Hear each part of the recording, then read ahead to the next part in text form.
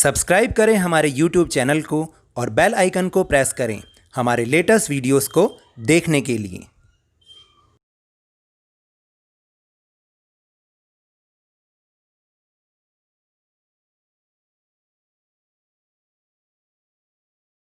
Hello and welcome to Lavneesh sir की class.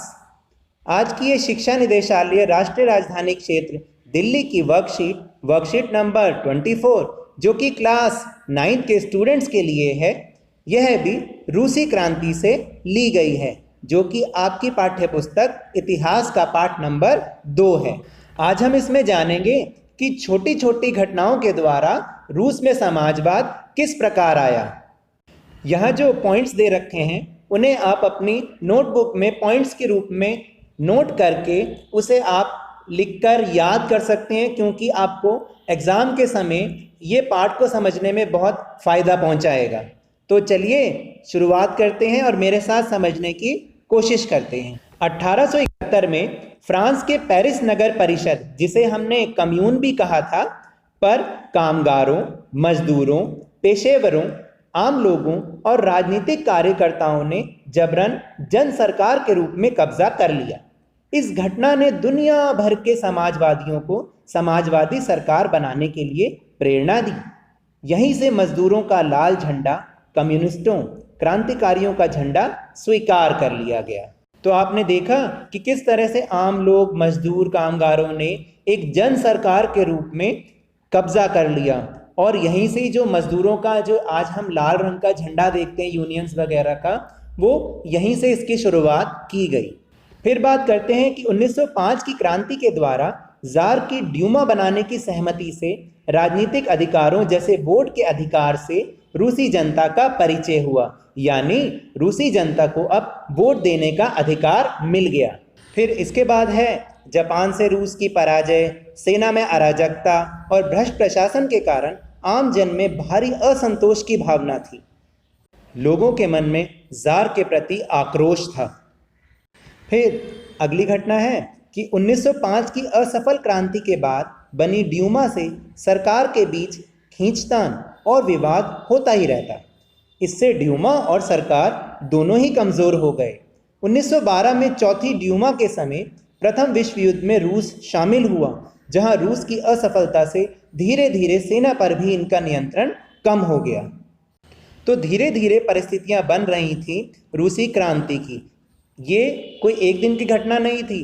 धीरे धीरे लोगों के मन में आक्रोश बढ़ता जा रहा था जार के प्रति, और गुस्सा उबल रहा था, जिसके बाद घटनाओं का असर कुछ ऐसा हुआ कि धीरे धीरे रूस में समाजवाद आना शुरू हुआ और रूसी क्रांति की शुरुआत होने लगी।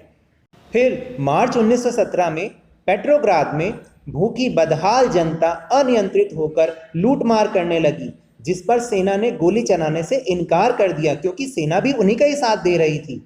ऐसे माहौल में समाजवादी कामगार पार्टी के बोल्शेविकों यानी बहुमत ने सत्ता पर कब्जा कर लिया, जबकि जो मोंशेविक यानी अल्पमत वाले लोग थे वो धीरे धीरे राजनीतिक सुधारों और संसदीय चुनावों में भाग लेने के पक्षधर थे। यही इन दोनों के बीच मतभेद होने का कारण भी था।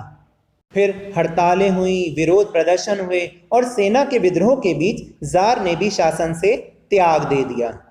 इन सब में लेनिन की प्रमुख भूमिका रही। लेनिन ने मार्क्स और एंजल के साम्यवादी विचारों से प्रभावित होकर कामगारों, मजदूरों व किसानों के सर्वहारा वर्ग द्वारा शासन पर नियंत्रण करने का विचार किया। विश्व में पहली बार मार्क्स के साम्यवादी सिद्धांतों को मूर्त रूप देते हुए लेनिन ने सर्वहारा वर्ग की राजनीतिक सत्ता स्थापित की। लेनिन एक साम्यवादी क्रांतिकारी, राजनीतिज्ञ तथा राजनीतिक सिद्धांतकार थे, लेकिन 1917 से 1924 तक सोवियत रूस और 1922 से 1924 तक सोवियत संघ शासन प्रमुख भी वो रहे। तो ये तो थे हमारे आज के टॉपिक। चलिए अब चलते हैं प्रश्नोत्तर की ओर। पहला प्रश्न है, प्रथम पेरिस कम्यून यानी कि नगर परिषद का क्या महत्व है? इसकी जगह होना चाहिए कि क्या महत्व था।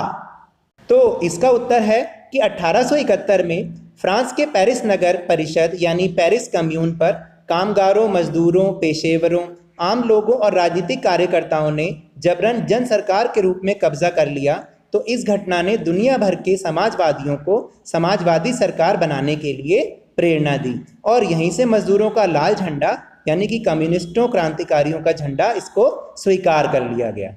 चलिए अब चलते हैं प्रश्न नंबर 2 पर। 1905 के बाद रूस में क्या क्या राजनीतिक बदलाव सामने आए? तो इसका उत्तर है कि 1905 की क्रांति के बाद जार की ड्यूमा बनाने की सहमति से राजनीतिक अधिकारों जैसे वोट के अधिकार से रूसी जनता का परिचय हुआ, यानी रूस की जनता को वोट डालने का अधिकार बना।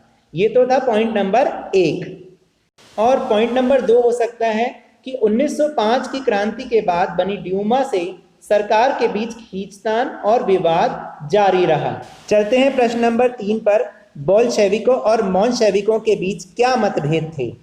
तो इसका उत्तर है कि मार्च 1917 में पेट्रोग्राद में भूखी बदहाल जनता अनियंत्रित होकर जब लूटमार करने लगी तो उस पर सेना ने भी गोली चलाने से इनकार कर दिया।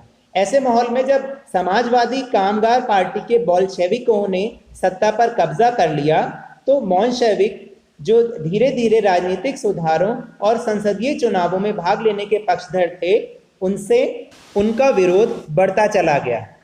अब चलते हैं प्रश्न नंबर 4 पर। रूसी क्रांति में लेनिन का क्या योगदान है?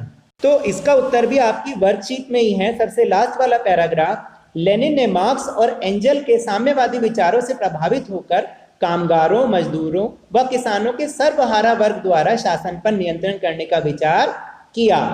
विश्व में पहली बार मार्क्स के साम्यवादी सिद्धांतों को मूर्त रूप देते हुए लेनिन ने सर्वहारा वर्ग की राजनीतिक सत्ता स्थापित की।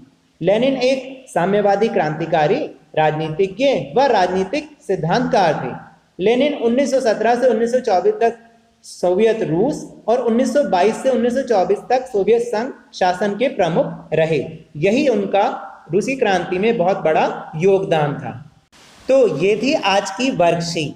अगर आपको मेरे समझाने से थोड़ा सा भी समझ में आया हो तो इस चैनल को ज़्यादा से ज़्यादा सब्सक्राइब कीजिए, लाइक कीजिए और बहुत ज़्यादा शेयर कीजिए और मेरे साथ इसी तरह वर्कशीट को समझते रहिए और ध्यान व मन लगाकर पढ़ते रहिए। धन्यवाद।